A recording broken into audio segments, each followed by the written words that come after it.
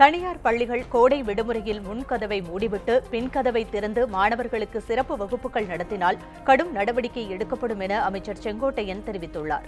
ஈரோடு மாவட்டம் கோபிச்செட்டிப்பாளையத்தில் விலையில்லா மடிக்கணினி வழங்கும் விழாவில் பள்ளிக்கல்வித்துறை அமைச்சர் செங்கோட்டையன் கலந்து கொண்டார்.